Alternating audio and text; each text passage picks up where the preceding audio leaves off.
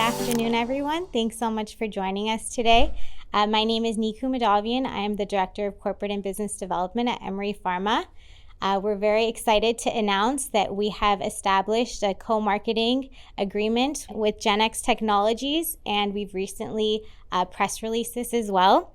I'm pleased to introduce Dr. Emily Chea. She is the Applied Research Manager at GenX Technologies.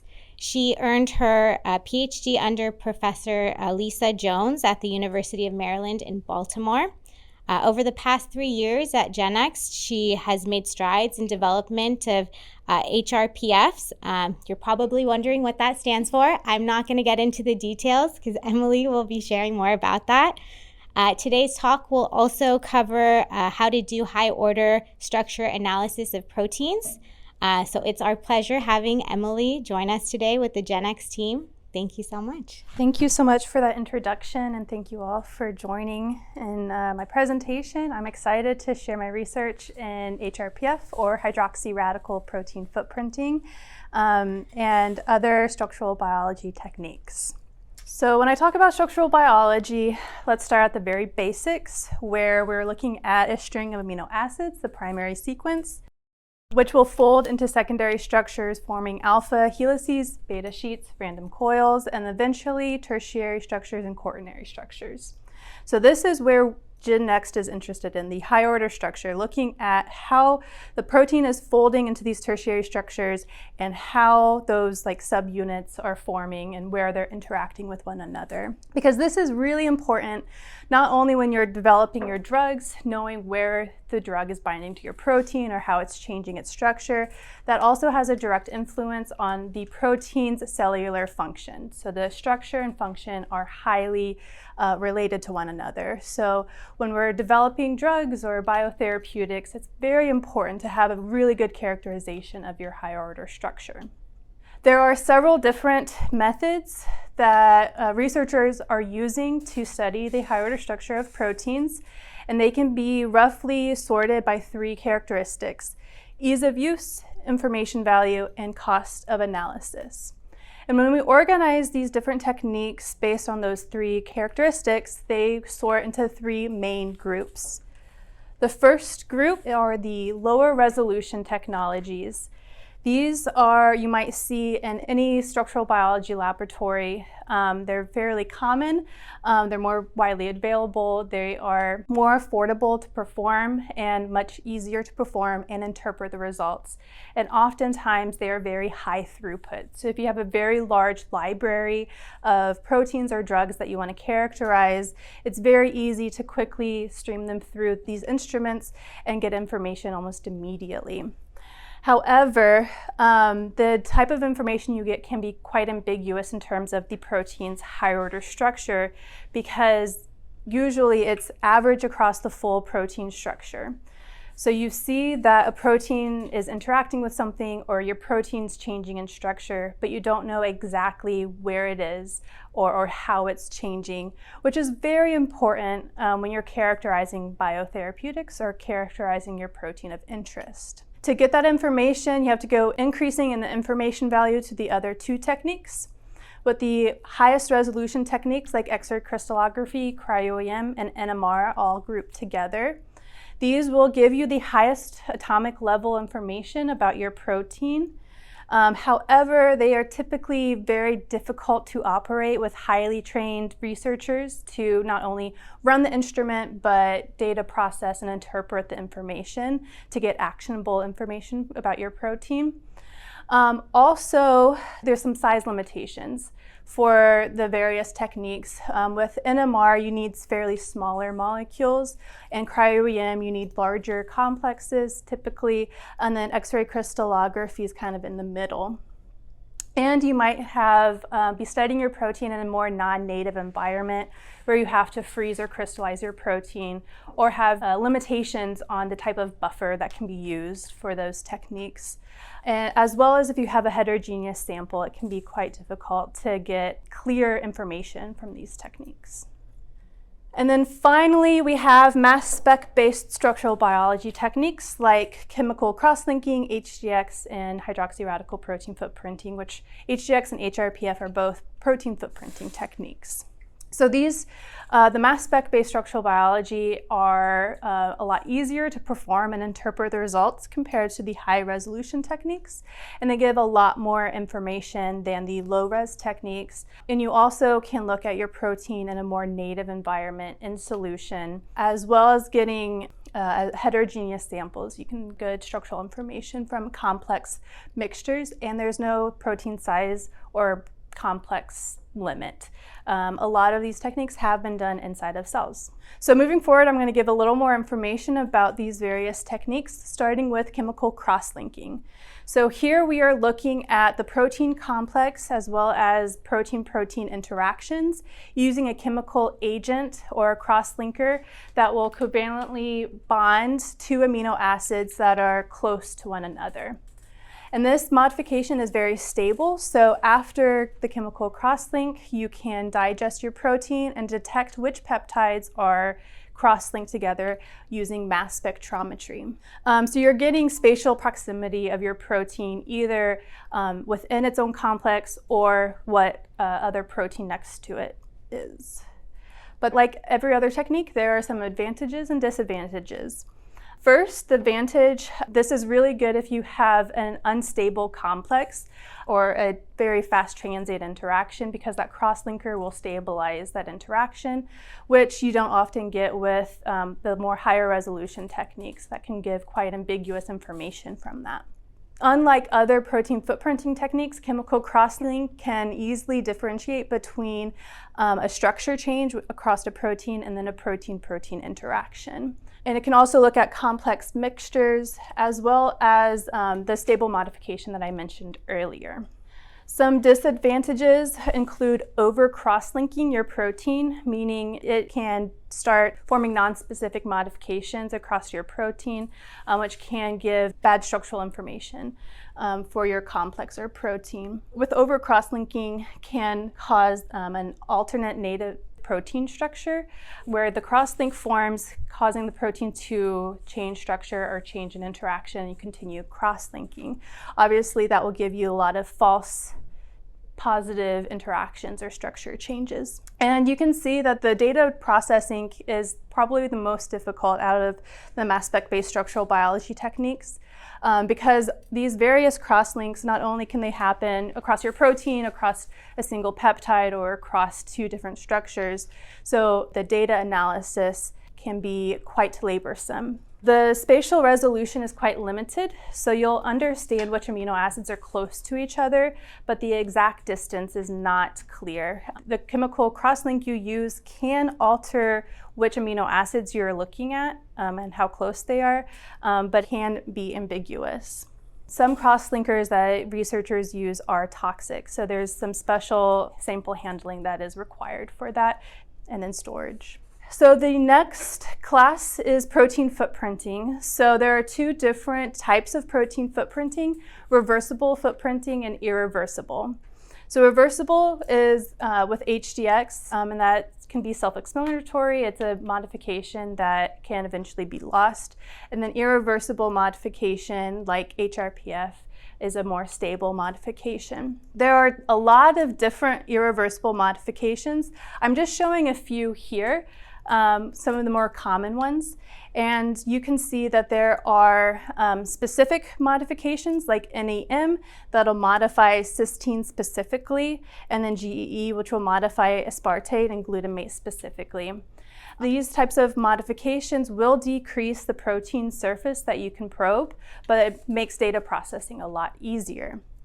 And then there's non-specific protein footprinting like HRPF and carbene footprinting, which will modify a lot of the residues across your protein surface, which will increase the structural information you gain, but it makes data processing a little more difficult. But with improved software, that is becoming easier and easier.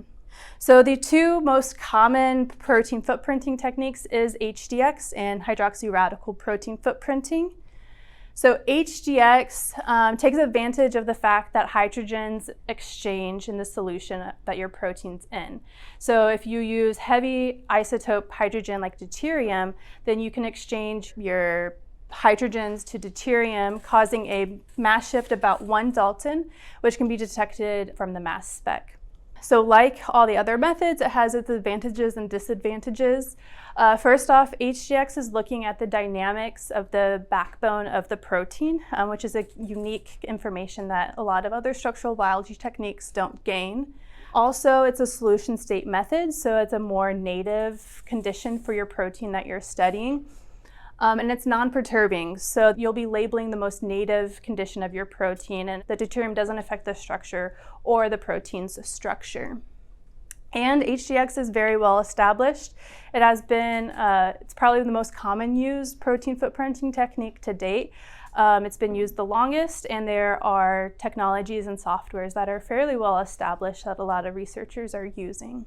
And then there's several disadvantages, like the back exchange, losing the modification, the limited resolution. It probably has the smallest resolution out of the protein footprinting techniques, and the conditions that it needs to be in after labeling. I'll talk more about these disadvantages later on in the presentation. And then the final mass spec-based technique is hydroxy radical protein footprinting. So this uses hydroxy radicals to modify the solvent-exposed amino acid side chains of a protein. This is an example of a typical reaction pathway with an amino acids side chain. It can modify 19 out of the 20 amino acids with varying reactivity rates. And it's a very fast reaction on the microsecond time scale. So you are modifying your protein almost immediately after the radicals are formed. So that doesn't give time for the radicals to perturb into the surface. So you're modifying what's solvent exposed, as well as modifying it and then stopping the reaction before the protein has time to change in structure due to that modification. As mentioned, advantages and disadvantages. Speed I just touched on, and it's a very stable, irreversible modification. So after labeling, you can keep your protein at room temperature, digest using whatever enzyme you would like, and be confident that where you modified your protein is exactly where you're going to detect that modification with mass spectrometry. Since it's such a fast reaction, if you have really fast transient or dynamic complexes, it's a really good technique to pick up on those interactions or changes in structure. And then with complex samples, it has been used inside of cells, or really complex like cell lysates, or really formulation buffers that pharma labs are using. So it is a very powerful technique. And then its disadvantages include the artifacts. So if you don't control the modification process, then you'll have longer lived hydroxy radicals, which will label artificial structure changes that happen after you modify or oxidize your protein. And then the data analysis, since 19 out of the 20 amino acids can be modified, getting down to the residue level information, which is another advantage of hydroxy radical protein footprinting. Getting down to the residue level can be quite difficult. It needs a lot of power behind the software analysis. And then the limited resolution in comparison to like NMR, X-ray crystallography, and cryo-EM, because you can get down to amino acid resolution, which is probably the highest out of the mass spec-based structural biology techniques. So as I mentioned, HDX and HRPF are the two most common protein footprinting techniques. And there's some advantages of doing both and some disadvantages using HDX, including the workflow that's required for HDX, where you have multiple time points ranging from seconds to hours, which can be very time consuming. While with HRPF, you just have a single time point, let's say, where you're modifying the protein. And as I mentioned before, the type of label for HDX is reversible. It's a very unstable label. So after modification, you have to move very quickly. You have to immediately move into chromatography, digesting your protein, and then doing a short LC gradient. Because the longer you wait, the more label you'll lose from HDX. But with HRPF, that's not the case. You can take your time. You can store your labeled peptides for a very long time in the freezer. And then once you get mass spec time and thaw them, you can be confident that where the modification is, where you labeled it, it'll still be there. And then after labeling with HDX, you have to quench it by decreasing the pH and keeping it very cold to limit that deuterium from back exchanging to hydrogen. So that can limit the types of proteases you use for bottom-up proteomics. Typically, researchers are using pepsin to digest their protein because that can be in acidic conditions, no problem. But with HRPF, you can have a very flexible post-labeling workflow. The location of the label between HDX and HRPF is quite different. With HDX, you're looking at the backbone of the peptides, and then with HRPF, you're looking at amino acid side chains. So when you combine these two methods, you might be able to get some unique information from both of them. Okay, and then I already touched on digestion, and then additional limitations with HDX. It's quite difficult to get MS2 information, like if you want to get down to residue level information, due to the scrambling of the deuterium when you fragment a peptide for bottom-up proteomics. And you have a limited LC gradient, so if you do have a complex sample, you might get limited information from that because you're not able to sufficiently spread your peptides out to detect them all using mass spectrometry. But with HRPF, those limitations aren't there. You can do 2D chromatography if you want, if you have a really complex sample. And that's what I did when I was doing in-cell HRPF. The main limitation is that it's just not as widely adopted in various structural biology labs because it is a newer technique. But that is quickly changing. Okay, so the rest of the presentation will be focusing on hydroxy radical protein footprinting. That is what I did in my graduate work, and that's what we're doing at GenX Technologies. I think it's a really powerful technique, and I'm excited to share more about it. So there are multiple names that people use for hydroxy radical protein footprinting. HRPF, or HRF, or just hydroxy radical footprinting, and then FPOP is probably the second most common, which is fast photochemical oxidation of proteins. There are multiple ways to generate the hydroxy radical.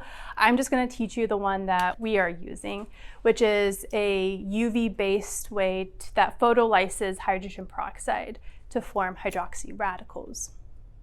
So we will mix our protein with hydrogen peroxide.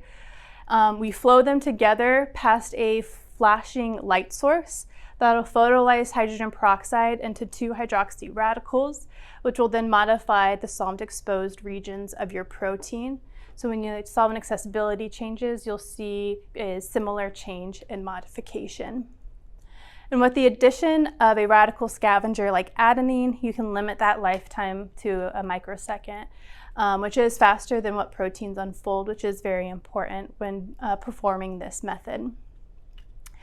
We include these irradiated volumes and unirradiated volumes to allow for diffusion to take place of both of your protein, so that you ensure that you only flash your protein once. You only want to modify in a single instant.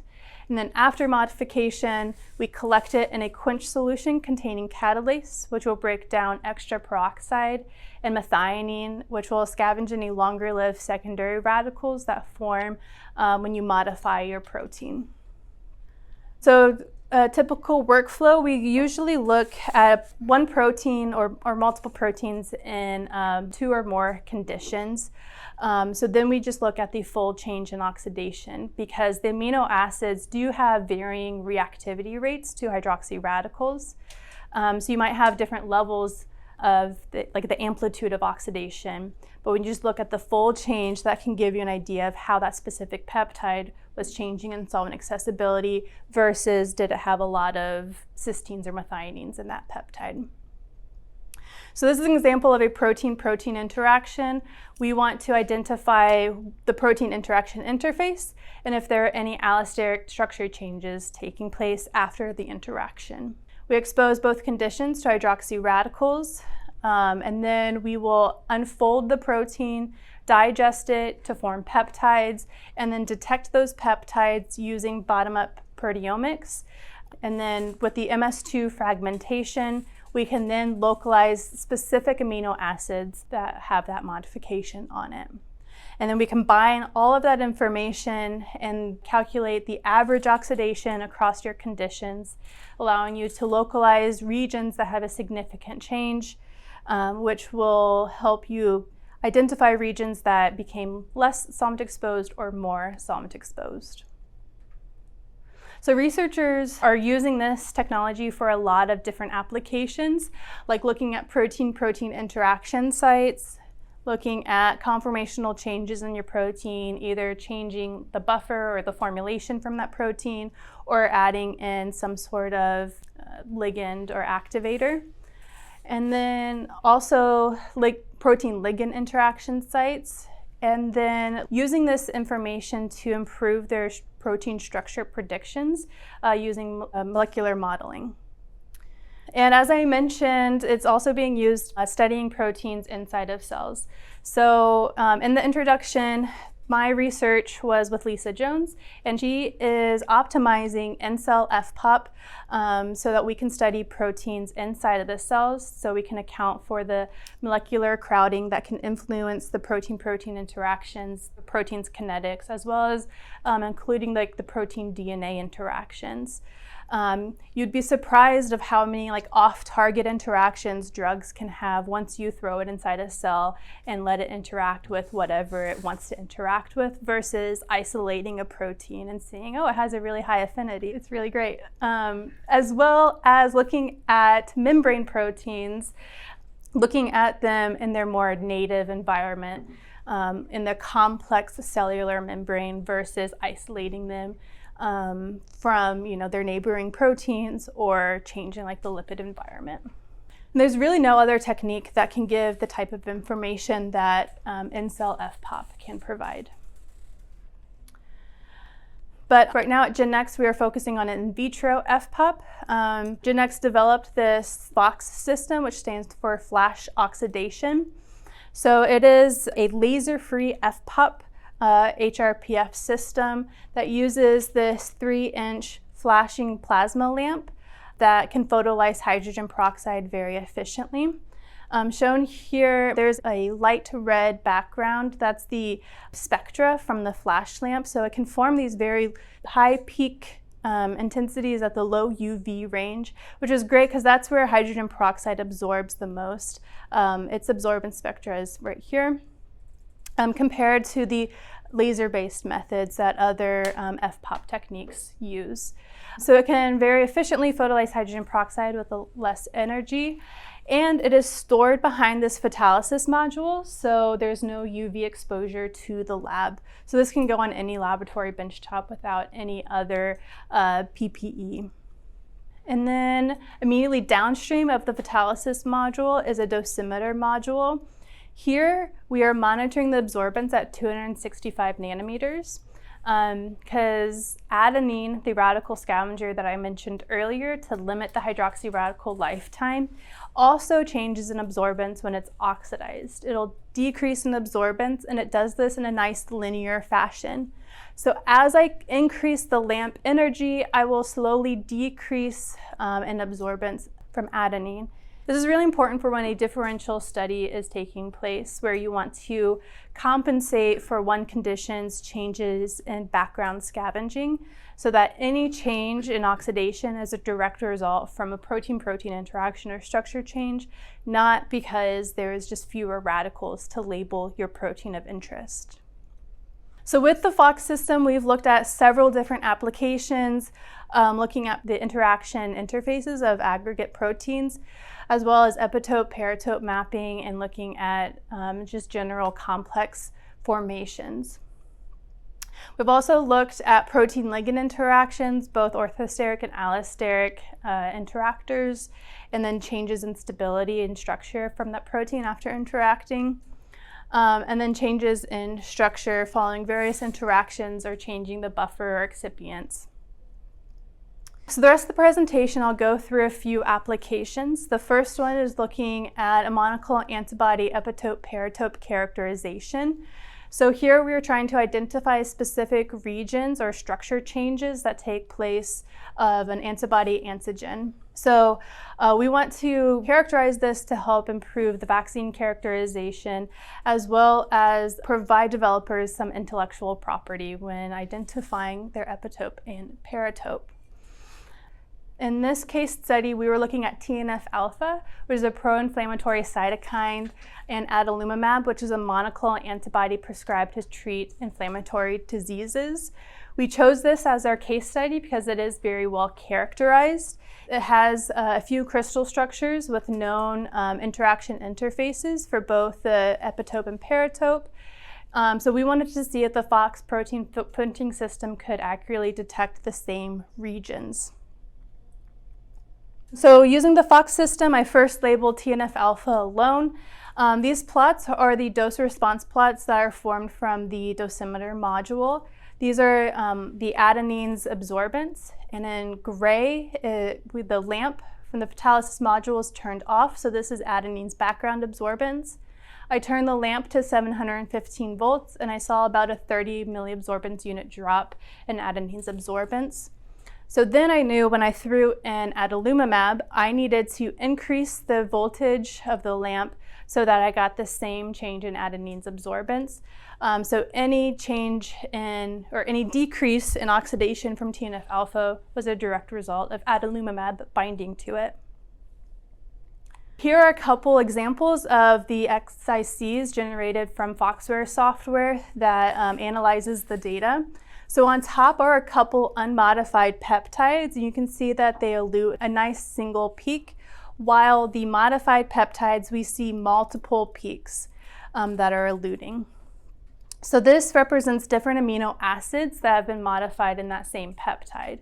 So when you oxidize a peptide, that'll cause a slight shift in its retention time when you're using reverse phase chromatography.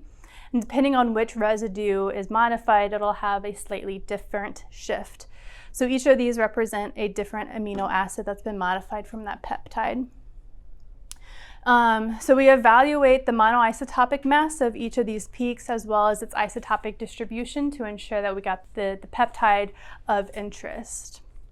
Which mass spec? This was a thermofusion. Yeah, but the Foxware software does work on SciEx, Agilent, Brooker, and Thermo. So the software will evaluate the chromatographic peak areas of all the peptides and then calculate the average oxidation. So shown in blue is the extent of oxidation of TNF-alpha, and then in green is TNF-alpha with adalimumab. The red asterisks are highlighting peptides with a significant change in oxidation. And that's also represented in the volcano plot, where we're comparing the log2 fold change of oxidation against the negative log p-value. This dotted line represents a p-value of 0.05, so anything above that we consider significant. Peptides highlighted in orange have a fold change less than 2, and peptides with red have a fold change greater than 2. When we map these peptides back to the crystal structure, highlighting the light blue peptides had the less than 2 fold change and the dark blue having more than 2 fold change. This aligns with the crystal structure's identification as its epitope, and we saw no region outside of the epitope with a significant change in oxidation. Next, we were looking at the paratope, where we labeled adalimumab with and without TNF-alpha. Several more peptides were identified with a significant change in oxidation in both the heavy and light chain, which is further highlighted from the volcano plot. When we map those back to the crystal structure, all the protection took place in the Fab region due to TNF-alpha binding, and then The majority of the peptides that increased in oxidation or became more exposed were within the FC region, and this is just a very small portion of the FC region, the majority of which had to be removed before it was crystallized. So this increase in oxidation points to the FC region becoming more flexible upon TNF-alpha binding, which is probably why it needed to be removed from the crystal structure. So with the FOX system, we were able to characterize both the epitope and paratope of TNF-alpha with adalimumab, with some additional information in the FC region of adalimumab. And you can see that there are some fairly large peptides that we are identifying. So the next step of this would be to get down to the residue level information. The next application is looking at the interaction interfaces of aggregating protein. So when biopharma labs are developing antibodies, they want to increase the concentration of the antibody so that a patient only needs a small intramuscular or subcutaneous injection. But as you increase the protein concentration, that will start molecular crowding of the protein, causing random protein-protein interactions to take place, which will eventually disrupt the hydrogen bonding matrix, causing the protein to misfold and eventually aggregate. So you go from a happy antibody to very upset antibodies, and we don't want that. So now you need to optimize the formulation to inhibit those intermolecular interactions by optimizing the formulation. And one way to do that is including excipients like amino acids.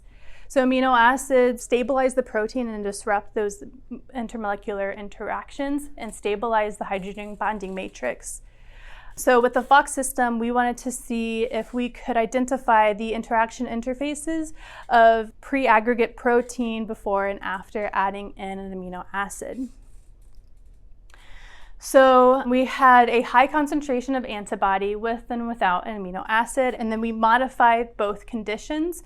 And you can kind of appreciate where the interactions are taking place. It'll protect from the modification, while with the amino acid, those same regions will become more exposed. So we'll see increase in oxidation, and that's exactly what we saw. So this was in collaboration with a pharma lab, so I kind of scrubbed the data a little bit, so I can't talk too much about it.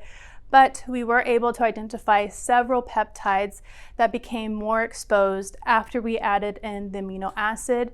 So from there, they can identify like specific peptides that became the most exposed to do some point mutations to minimize that aggregation, and then continue optimizing their formulation.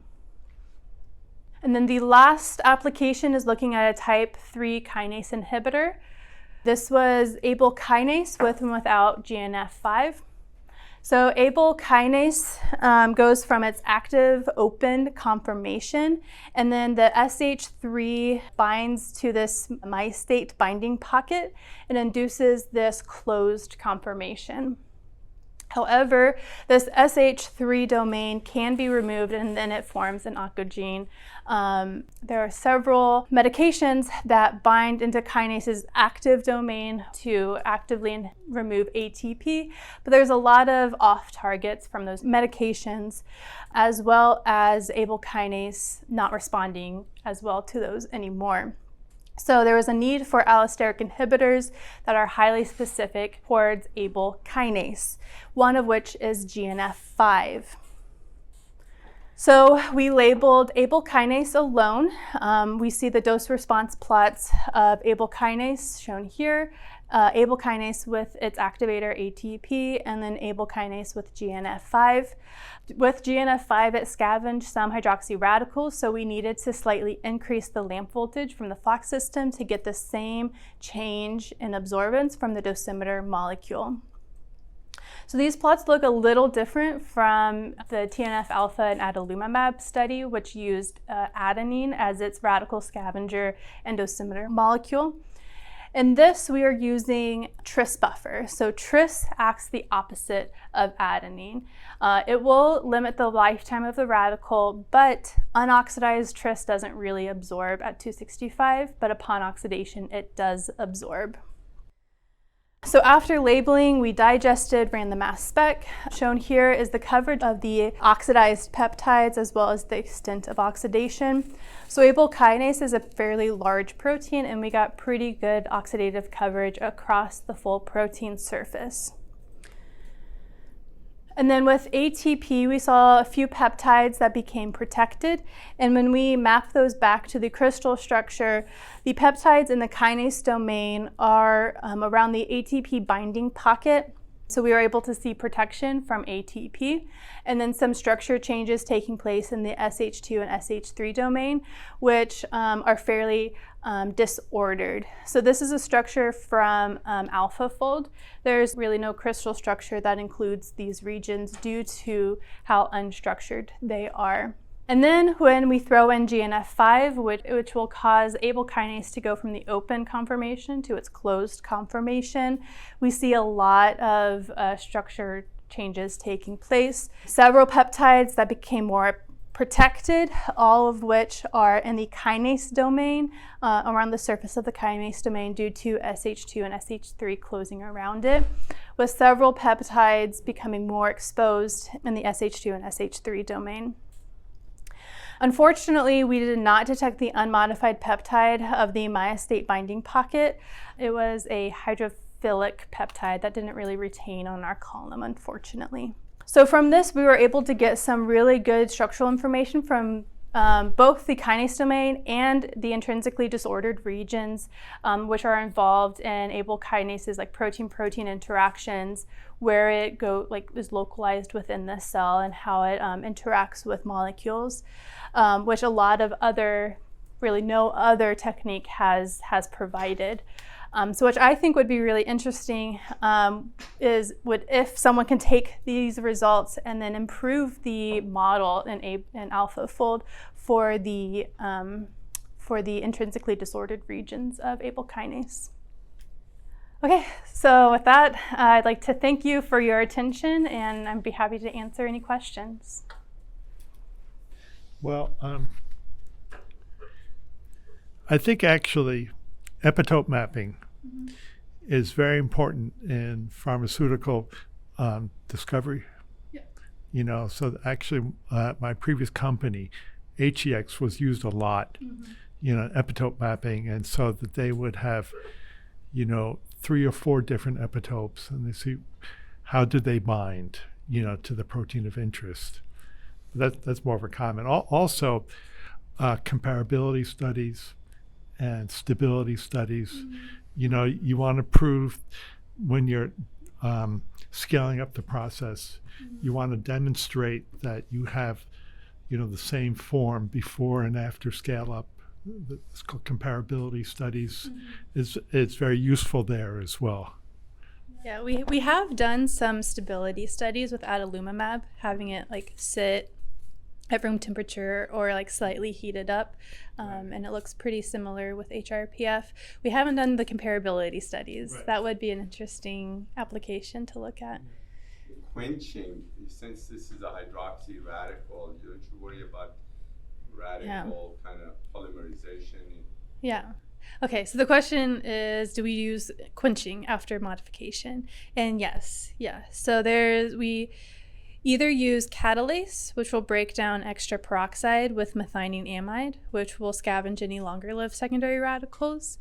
We are doing some tests where we're replacing catalase with dimethylthiourea so that we can look at really low concentrations of our protein without catalase, overshadowing it with mass spectrometry. And on the increasing the concentration of protein, you mentioned the protein aggregation happens, and you figure out that so what's the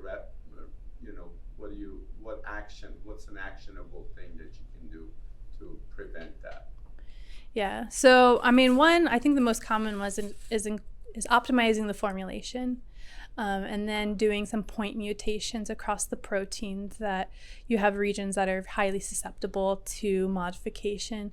If you can kind of localize which amino acids the the most common culprit, you can try to remove that out. And then obviously you have to do some other high order structure analysis after you do the point mutation to confirm you're not changing the structure from that mutation. Thank you.